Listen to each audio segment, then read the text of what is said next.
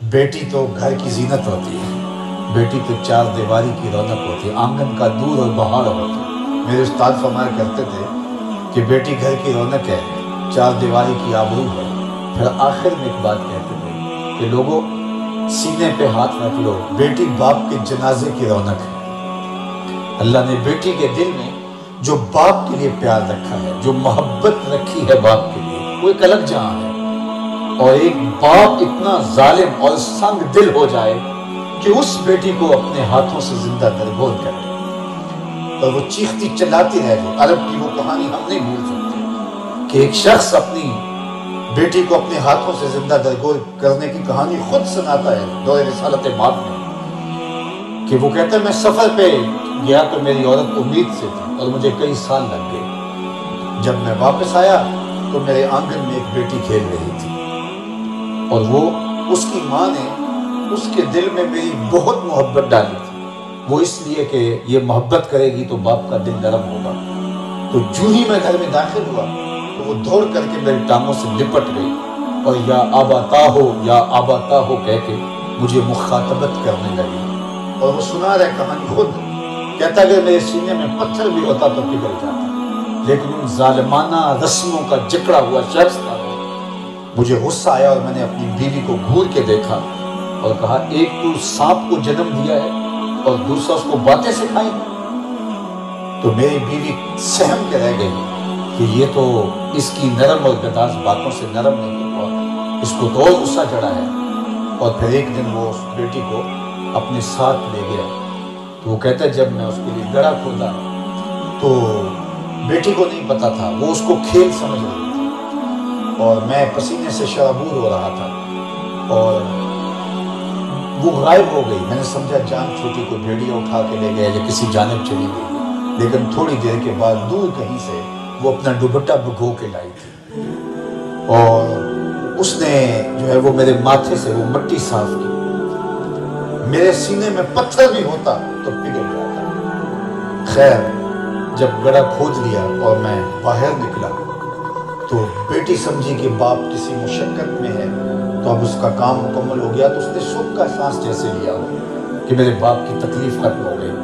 لیکن میں باہر نکل کے اس کو دھکا دیا اور اوپر سے مٹی انڈھیلنے لگا۔ پہلے پہل تو وہ اس کو کھیل سمجھتی رہی اور میری جانب باہیں اچھالتی رہی، لیکن جب مٹی سے اس کی سانس دبنے لگی تو وہ پھٹی ہوئی آنکھوں سے میری جانب دیکھتی تھی، اس کی آنکھوں میں آنسو تھے، لیکن میں اتنا صفاق ہو گیا تھا کہ وہ مجھے باپ باپ کہہ کے پکارتی رہی اور میں اس کے اوپر مٹی انڈھیلتا رہا۔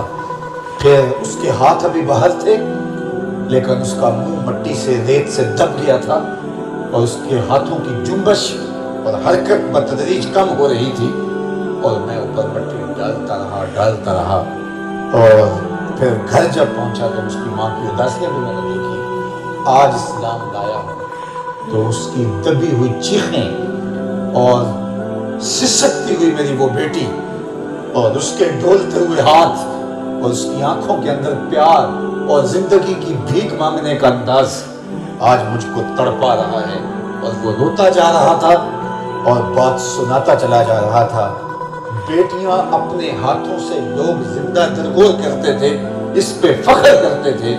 جب زمانہ اتنا شفاف ہو گیا تھا تو میرے اور آپ کے آقا و مولا نے ایک صدائے دل نواز بلند کی، آپ نے سنی ہے، سب تک وہ آواز پہنچی ہے۔ کسی کو عربی متن کے ساتھ بھی یاد ہوگی، اردو مفہوم کے ساتھ تو سب کو یاد ہے کہ میرے آقا نے اس دور میں اس زمانے میں کھڑے ہو کے کہا بیٹیوں کو قتل کرنے والے سن لیں، فاطمہ میرے جگر کا ٹکڑا ہے۔ اس کو اس تناظر میں ذرا دیکھیں گے، جب حضور نے جس دور میں یہ بات کہی اس دور میں یہ وہ، اور یہ بات بتاؤ قیامت کے دن سب سے پہلے فیصلہ قتل کا ہوگا۔ اول ما یحاسب بالعبد یوم القیامہ القتل، قیامت کے دن سب سے پہلے سوال نماز کا ہوگا لیکن فیصلہ سب سے پہلے قتل کا ہوگا، اور قتل میں بھی ترجیحاً سب سے پہلے ان بچیوں کا فیصلہ پہلے لایا جائے گا۔ وَإِذَا الْمَوْءُودَةُ سُئِلَتْ بِأَيِّ ذَنبٍ قُتِلَتْ، کس جرم میں نے قتل کیا گیا، کیا گناہ تھا ان بچیوں کا؟